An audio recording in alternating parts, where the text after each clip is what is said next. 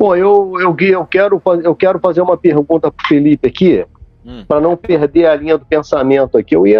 Para não perder a linha do pensamento. Você comentou aí, Felipe, que espíritos, eles podem o poder de se transformar em fogo e luz no céu, correto?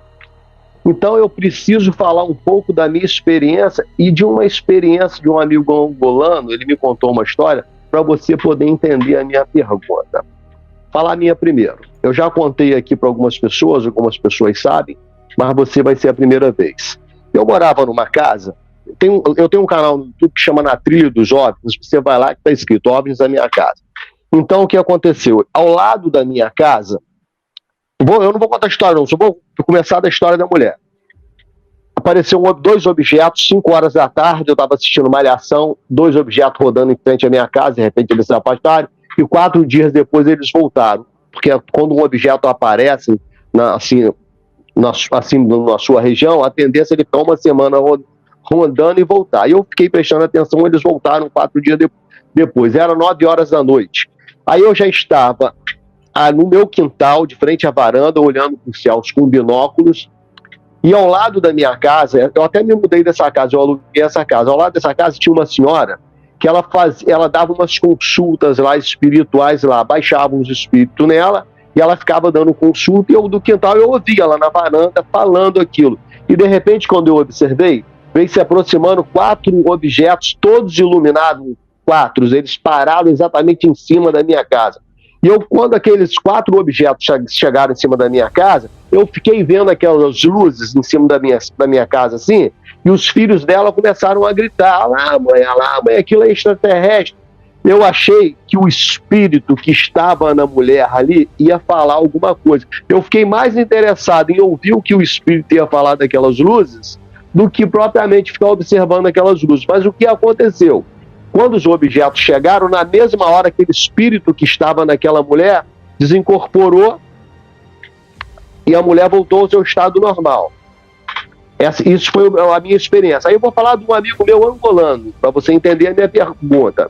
Eu trabalhei com um angolano, uma vez ele me falou assim, ô Riba, no Brasil não tem manifestação igual tem na África. Eu falei, por que, o Manuel Macumbi? Era o nome dele, Macumbi. Por que, Manuel? Ele falou assim, eu já vi em Angola um zanguebeto se manifestar e levitar no terreiro. Aí depois ele viu chegar uma luz e esse espírito se afastar. Muito parecido com o que aconteceu na minha casa. E eu associei isso tudo. Então, eu fiquei pensando, eu acho que muitas dessas luzes que se aproximam, elas estão num grau hierárquico ali tão grande, eu acho até que são macros assombrações que os espíritos que estão aqui embaixo, eles não conseguem, essa luz que está aqui em cima, elas são tão fortes que o espírito que está aqui embaixo, eles fogem, eles não aguentam ficar. Então, eu queria saber de você, se você acredita que muitas dessas luzes, se elas podem ser do bem. Por exemplo, a estrela de Belém lá que guiou os 3 reis magos no nascimento de Jesus, era uma luz boa. Você acredita que muitas dessas luzes que se manifestam nos céus, ela também pode ser boas? Ou você acha que todas as luzes e fogos que manifestam nos céus são espíritos caídos, entre aspas? O que você acha? Eu vou muito... Eu pego o que a Bíblia diz como um paradigma e faço contraponto com, por exemplo, o que o ocultismo fala. Né, E assim, então primeiro, você não tem nenhum problema em saber que existe um mundo espiritual, né? A Bíblia, como eu li, ela fala, o apóstolo Paulo fala assim, olha, que Satanás ele pode se disfarçar como um anjo de luz. Né? Então, qual que eram as funções do anjo? A função do anjo é ser um mensageiro. Né? Outra função, aí você tem hierarquias espirituais, você tem anjo, né? Querubim, serafim, né? Tronos, potestades, enfim, em grego são vários nomes, né? Tem Arcon, tem vários nomes.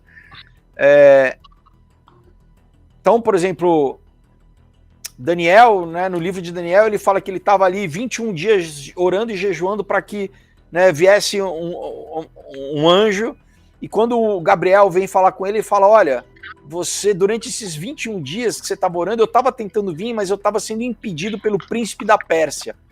E aí a gente entende que existe uma territorialidade espiritual. Então ele fala, o Miguel teve que vir brigar, porque Miguel, né, é o arcanjo de Israel, que é um anjo de guerra, basicamente. Ele teve que vir brigar com o príncipe da Pérsia para deixar com que eu viesse falar com você.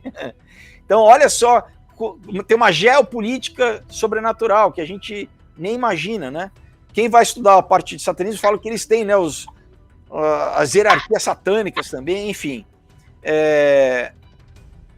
Então, quando o anjo vem se manifestar, isso que eu falo, qual que é o padrão? Deus, ele nunca engana, Deus, ele sempre se apresenta, né? Mesmo biblicamente, assim, né? Ele sempre se apresenta como Deus, ele não usa de disfarce, ele não usa né? Ou nenhum ser debaixo da autoridade de Deus, ele se apresenta. Você tem diversas passagens, né, de anjos se materializando, né, e de repente sumindo, comendo com os homens, né? Por exemplo, quando, né, antes de ir lá para Sodoma e Gomorra, o anjo aparece para Abraão, né? Depois os anjos vão para lá para Sodoma e Gomorra para resgatar a família de Ló, né? Tentam abusar dos anjos lá. Então, assim, essa forma, o anjo pode se materializar? Pode, porque tem momentos que eles comem, né? Jesus, quando ele, depois de ressuscitar, ele teve um corpo glorificado, ele apareceu para os discípulos e depois 500 pessoas viram ele comeu com os discípulos, né?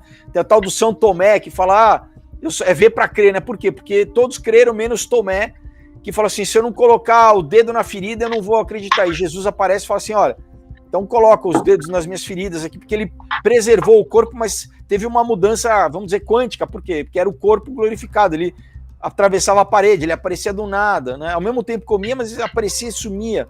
E esse é o corpo que o apóstolo Paulo fala que nós vamos ter, né, em 1 Coríntios, que nosso corpo vai ser glorificado. Quer dizer, quem receber a marca do Cordeiro, quem, né, for cristão, quem acreditar em Deus, quem entregar a sua vida, né, o Espírito Santo habitar dentro dele, vai ter o seu corpo aí mudado também, né? Ele fala que nós vamos nos encontrar nos ares, é o tal do arrebatamento, né, que já tem aí, desde os anos 50, vários livros da Nova Era falando, tem um povo aqui na Terra que eles estão atrasando o salto vibracional do planeta, que eles vão ser levados pelos alienígenas, né?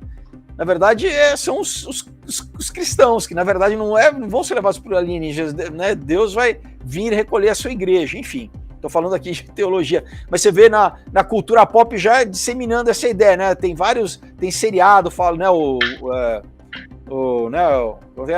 144, tem o próprio Endgame da Marvel, né? Só que no caso eles colocam Thanos como Deus, né? Como que ele que é o malvado, que quer acabar fazendo essa coisa das pessoas sumirem, enfim. Mas voltando, né, mais para a questão da pergunta, então, a questão é, você fala, como discernir? Se eu ver uma luz, como que eu vou discernir se isso é positivo ou negativo? Então é fácil, invoca o nome de Jesus. Se você invocar o nome de Jesus e a coisa sumir, né, é porque, e é muito legal você falar, né, do seu amigo lá da África, porque, de novo, né, chega num momento onde muita galera da Nova Era, sempre eles têm ufologia junto, né? Galera Wicca, sabe? Muito Wicca tem ufologia junto, né? Então você acaba adorando, né, esses seres espirituais, e é o que eles querem a energia das pessoas, a energia vital, né? E na verdade, só Deus que deve ser adorado, porque só ele que é o criador, né, de todas as coisas. Então tem uma passagem que ele fala para que não adorar os exércitos dos céus, né? Isso é acho que em Deuteronômio 4, se eu não me engano, sabe? Ele fala, não adora o sol, a lua, nem os exércitos dos céus, a milícia celestial. Por quê? Porque sim, existem, cara, é que a gente não consegue ver com nossa limitação física, mas algumas pessoas, tem gente que consegue, é o que chamam de visão aberta, né? Tem gente que consegue ver o mundo espiritual, né? Sim. Por que também tá ligado com a galera de droga? Tem muita galera de droga, né? o Timothy Leary, né, o McKenna, galera dos anos 60, anos 70, lá da contracultura americana, tomavam droga, o quê? Porque alucinógeno para abrir a mente. Ele rompe o véu dimensional, ele te faz com que você tenha acesso ao mundo espiritual. Inclusive na Bíblia, essa é a palavra usada para feitiçaria, que Deus condena. No grego é farmaquia, em inglês é farmacopeia. Né? Não é à toa que os xamãs, ao longo da história, que isso é uma das tecnologias que que a princípio lá no livro de Enoque, que os nefilins deram para o homem, que é acessar esse mundo espiritual. Só que a gente tem que entender que a gente tem que se submeter à vontade de Deus. Quando Deus quer, ele se revela a gente, ou a gente entra em contato através da forma que ele instituiu, oração, pela fé. Se você vai querer pegar um atalho, você vai falar com o demônio, você não vai falar com Deus. Então, desde o Joe Rogan, né, uma galera aí dos podcasts americanos, que é moda os caras tomar MDMT, tomar ketamina, para ter viagens, os caras voltam e me falam, a gente viu entidade, demônio, mechanical elf, eles falam, demônio, eu fiquei com medo, teve basicamente bad trip, né? Muitos falam, eu vi OVNI. Tem esse cara aqui, ó, que é um dos precursores, chamado John C. Lilly, tá? É um dos livros, eu tenho um canal no YouTube, inclusive se o pessoal quiser, eu fiz uma série de 4 vídeos de 2 horas cada, falando anjos ou demônios, onde eu entro a fundo nessa questão toda disso, se realmente são aliens ou são... Então, 8 horas de vídeo ali, pessoal, tá? Mas, então, eu pego muito também livro que não é editado no Brasil, tá? E leio pra galera. Então, porque esse aqui tava no lado. Mas esse cara, John C. Lilly, tá? Que é um dos pais é um dos caras que desenvolveu o LSD junto com o Timothy Leary lá nos anos 50.